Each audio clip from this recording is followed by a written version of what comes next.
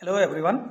So welcome to the another class of clinical toxicology. तो आज हम क्लिनिकल टॉक्सिकोलॉजी में हमारी एक और कंडीशंस देखेंगे जो है अल्कोहल इंटॉक्सिकेशन। सो बेसिकली जो हमारे सिलेबस में है दो टाइप के अल्कोहल है, एक है इथेनॉल जिसको हम ड्रिंकिंग अल्कोहल भी बोलते हैं, दूसरा है मिथेनॉल जिसको हम लैब अल्कोहल भी बोलते हैं। तो एक बार देखेंगे कि इसके बारे में क्या क्या है, कैसी कैसी पॉइजनिंग होती है, क्या इनका मैकेनिज्म रहता है, क्या क्या क्लिनिकल फीचर्स आते हैं और हम इनको कैसे मैनेज कर सकते हैं, ये आज का हमारा डिस्कशन रहेगा। और हम कुछ केस स्टडीज के साथ आज के टॉपिक को आगे सीखने वाले हैं। तो पहले देखेंगे कि इथेनॉल क्या है। Ethanol is a primary ingredients in a beverages. जो भी हम लिक्विड मार्केट में मिलते हैं उसमें इथेनॉल जो है प्राइमरी सब्सटेंस है। अल्कोहल जिसको बेसिकली हम बोलते हैं वही इथेनॉल है। और जहां इसके कॉन्ट्रास्ट में मिथेनॉल जो है वो एक हाईली टॉक्सिक इंडस्ट्रियल सॉल्वेंट है जो जनरली क्लीनिंग एजेंट में यूज होता है। इसका लेबोरेटरी यूज है, कमर्शियल यूज है। हाउएवर जो इथेनॉल है वो कंजम्पशन में, बिवरेज कंजम्पशन में इसका बहुत ज्यादा यूज है, जिसको हम लिक्विड बोलते हैं, लिक्विड अल्कोहल भी बोलते हैं। और जनरली अल्कोहल जब हम बोलते हैं तो हम इथेनॉल को ही जनरली समझते हैं। तो इनके कुछ हम सिनोनिम भी देखेंगे क्या क्या होते हैं। तो जो इथेनॉल है वो ग्रेन अल्कोहल भी बोला जाता है, उसको कभी फ्रूट अल्कोहल भी बोलते हैं। उसका फ्रूटी ऑर्डर रहता है, एक पंजेंट टिपिकल अल्कोहल का टेस्ट रहता है। जैसे एग्जांपल हो गए बियर, वाइन, विस्की, रम, जिन, ब्रांडी। ऐसा कप सिरप या लिंक्टस में भी अल्कोहल का बहुत यूज होता है, एलिक्जर्स में यूज होता है। बहुत सारे ड्रग्स के सॉल्वेंट के तौर में हम अल्कोहल को यूज करते हैं।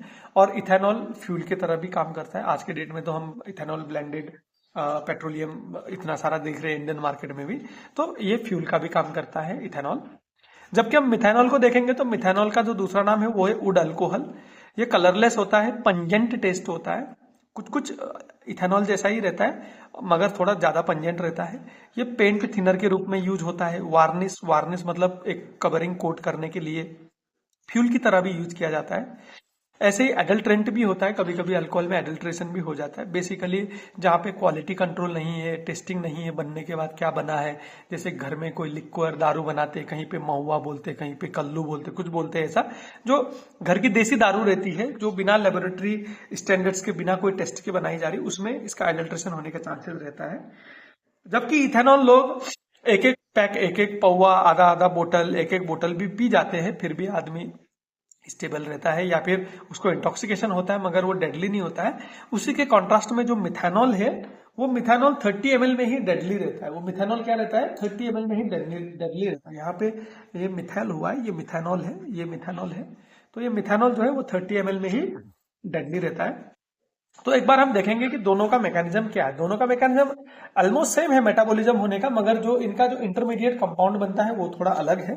तो पहले हम अल्कोहल से चालू करते हैं, इथेनॉल से चालू करते हैं। जो ये इथेनॉल है जैसे ही हमारे लिवर में पहुंचता है, लिवर में एक हमारा एंजाइम रहता है अल्कोहल डिहाइड्रोजिनेज बोल के, वो इसको एसिटल्डिहाइड में कन्वर्ट कर देगा। ये क्या कर देगा, एसिटल्डिहाइड में कन्वर्ट कर देगा। और ये जो एसिटल्डिहाइड ये एसीटेट में चेंज हो जाएगा। जैसे एसीटेट में चेंज होगा तो ये एसीटेट क्या है, वो नर्व को डैमेज कर देगा, ब्लड शुगर लेवल को कम कर देगा, लिवर को डायरेक्ट इंजुरी कर देता है, सीएनएस को डिप्रेस कर देता है, गाबा वाली एक्टिविटी को बढ़ाता है, और ग्लूटामेट मतलब सीएनएस डिप्रेस वाली एक्टिविटी को बढ़ा देता है, सीएनएस स्टिमुलेशन वाली एक्टिविटी को कम कर देता है। तो ओवरऑल हमको क्या देखने को मिलता है कि आदमी का सीएनएस पहले तो थोड़ा थोड़ा सोबरिंग स्टेज में जाता है, आदमी हाइपर होता है, थोड़ा बढ़ता बोलता है, अंग्रेजी बोलता है ना, आज बिल भाई पे करेगा, ऐसा वैसा, थोड़ा सीएनएस इनहेंस होता है। फिर सडनली सीएनएस पूरा डिप्रेस होकर आदमी एकदम से बेहोशी की हालत में चले जाता है। इंटेंस वोमिटिंग होती है एसिटल्डिहाइड के कारण से, क्योंकि एसिटल्डिहाइड कंपोनेंट हमारे बॉडी में लंबे टाइम तक रहता है। तो कल के दिन पे भी फिर इसका हैंगओवर वाला इफेक्ट देखने को मिलता है। जबकि हम इसी के साइड में हम मिथेनॉल की अगर बात करें मैकेनिज्म की, तो जो मिथेनॉल है ये मिथेनॉल भी अल्कोहल डिहाइड्रोजिनेज से ही जो है मेटाबोलाइज होता है और ये फॉर्मल्डिहाइड में कन्वर्ट होता है। ये पहला वाला क्या था, एसिटल्डिहाइड में कन्वर्ट हो रहा था, ये फॉर्मल्डिहाइड में होता है। फिर ये फॉर्मल्डिहाइड में फिर से ये एक नया एंजाइम है एल्डिहाइड डिहाइड्रोजिनेज बोल के, ये इसको चेंज कर देता है फॉर्मिक एसिड में। किसमें चेंज कर देता है, फॉर्मिक एसिड में। अब दिक्कत हमको मिथेनॉल से नहीं, दिक्कत हमको इस फॉर्मिक एसिड से। अब ये डेंजर है, ये फॉर्मिक एसिड डेंजर है, ये फॉर्मिक एसिड डेडली है।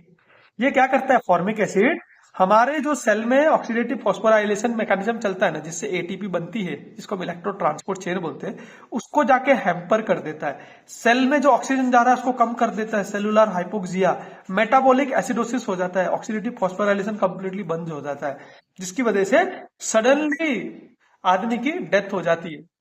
न्यूरॉन डैमेज होना चालू होती है, न्यूरोनल सेल में ऑक्सीजन ही नहीं पहुंचता है, ऑक्सीडेटिव फॉस्फोराइलेशन हो ही नहीं पाती, जिसकी वजह से क्या होता है, आदमी की सडन डेथ हो सकती है। आदमी को ब्लड विजन आते हैं, आदमी का जो एक विजन रहता है वो धुंधला हो जाता है, स्नो वाइट फील्ड टाइप का विजन हम बोलते हैं। ऐसा लगता है कि जैसे हमको मूवी में दिखाया जाता है ना, कि जहां पे जो क्या बोलते हैं हिमपात होता है, जहां पे क्या बोलते हैं एकदम कोल्ड की वजह से आइस गिरता रहता है, तो वहां पे कैसा सीन होता है ना, आंखों के आगे ऐसा आना चालू होता है, और जो अपना ऑप्टिक नर्व है वो डायरेक्टली डैमेज हो जाता है, आदमी कभी कभी ब्लाइंड भी हो जाता है, और अगर अनट्रीटेड रहा तो जल्दी से उसकी डेथ भी हो जाती है। Formic acid is quite deadly for human being. Hope यहाँ पे आपको चीजें समझ में आ गई होंगी। तो आगे हम इनके क्लिनिकल प्रेजेंटेशन भी देखेंगे। ये तो हो गया मैकेनिज्म की ये कैसे काम कर रहे हैं। अभी हम इनके क्लिनिकल प्रेजेंटेशन भी देखेंगे, क्लिनिकल फीचर देखेंगे कि क्या क्या होता है। जैसे अल्कोहल पॉइजनिंग है तो शुरू में क्या होता है ना, कि जैसे अब ये तो हर किसी ने देखा है, इथेनॉल पॉइजनिंग का तो ऑलमोस्ट आपके फ्रेंड सर्कल में, आपके फैमिली सर्कल में कहीं ना कहीं पे या मूवीज में आपने देखा होगा। अर्ली जब आदमी इथेनॉल पीना चालू करता है तो आदमी को रिलैक्स महसूस होता है, स्ट्रेस, एंग्जाइटी, जो भी बदन दर्द, सर दर्द है, सब कम होता है। फिर धीरे धीरे जैसे डोज बढ़ता रहता है, आदमी की जीभ लगना चालू होती है, स्लर्ड स्पीच होता है। फिर धीरे धीरे आदमी लॉस ऑफ कोऑर्डिनेशन करता है, क्या बोल रहा है क्या नहीं बोल रहा है, थोड़ा चलने में भी दिक्कत होती है, वो सारी चीजें होती है। फिर जैसे जैसे ये मॉडरेट लेवल में पहुंच जाता है, जब ब्लड अल्कोहल लेवल 0.1 से 0.3% तक जाता है, तो आदमी ठीक से खड़ा भी नहीं हो पाता, जिसको हम गेट इनस्टेबिलिटी बोलते हैं। फिर आदमी को वोमिटिंग होना चालू होती है और आदमी चीजों को भूलना चालू होता है, अब उसको क्या हो रहा है। तो अब यहाँ पे उसने आज क्या क्या किया था, कल वो भूल जाएगा।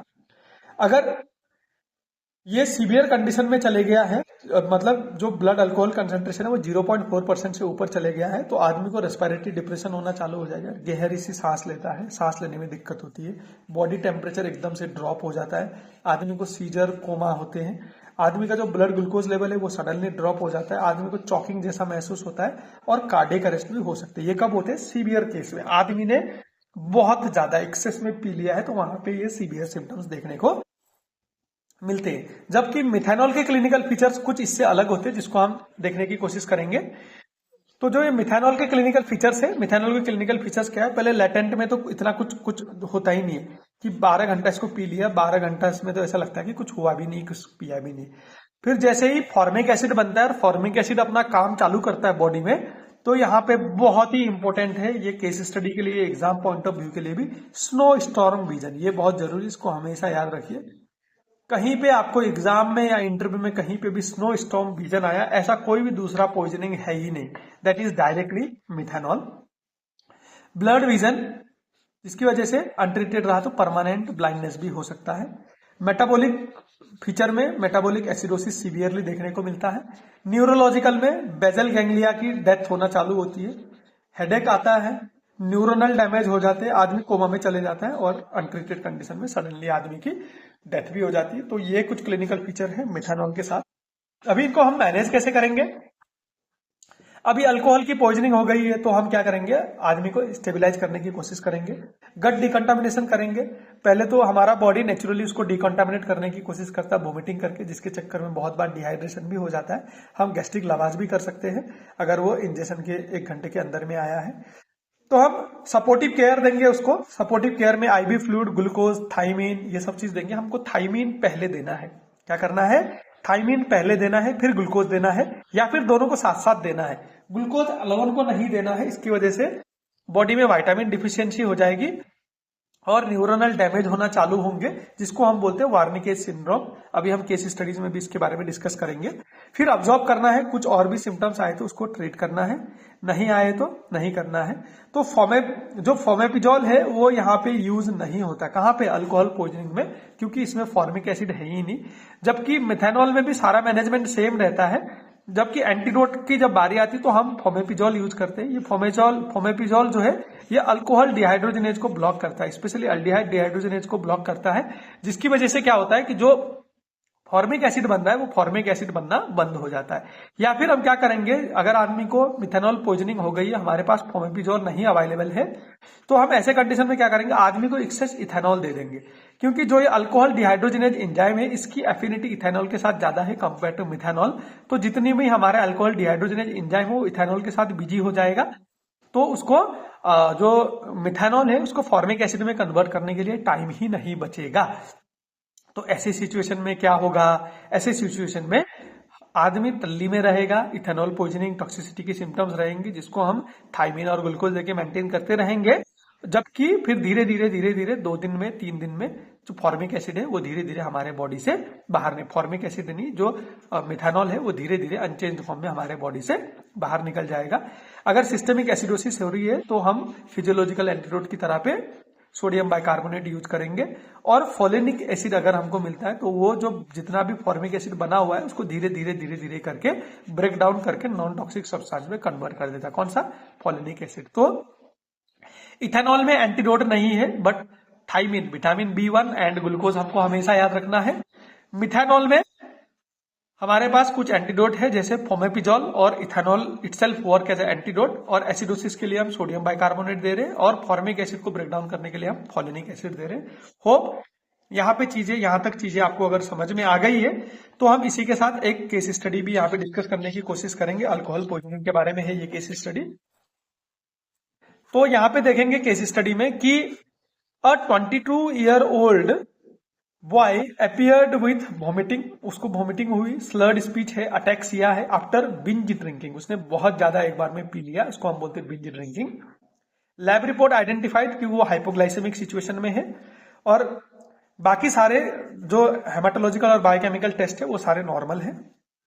तो ऐसे कंडीशन में हमको क्या देना चाहिए, उसको फ्लूइड देना चाहिए, क्योंकि वो एक्सेसिव वॉमिटिंग होके आया, वो डिहाइड्रेशन में जा सकता है। तो डिहाइड्रेशन को प्रिवेंट करने के लिए हम आईवी फ्लूइड्स देंगे, थाइमिन देंगे, क्योंकि थाइमिन देने के बाद वर्निकेप्स इंसेफेलोपैथी नहीं होता है। हमने अभी डिस्कस किया केस में भी कि कैसे थाइमिन बहुत जरूरी है। और फिर ग्लूकोज देंगे, क्यों, क्योंकि ऐसे केसेस में ग्लूकोज की कमी हो जाती है, और आदमी को हम आगे भी मॉनिटर करते रहेंगे कि क्या कोई दिक्कतें आती है क्या, और कुछ दिक्कतें आती है तो उसको सपोर्टिव ट्रीटमेंट करते रहेंगे। तो यहाँ पे मैं आपको एक क्विक प्रैक्टिकल टिप्स भी दे देता हूँ। कभी आपके दोस्त लोग हैं और ऐसे पार्टी में चले गए, या फिर कहीं पे दोस्त लोग ऐसा ओवर अल्कोहल इंजेक्शन हो गया, वो हो गया, तो आदमी जनरली वोमिटिंग करता है और आदमी अनकॉन्शियस स्टेट में चले जाता है, आदमी फिर कोमा स्टेट में चले जाता है, और जनरली हाइपोग्लाइसेमिक शॉक में चले जाता है।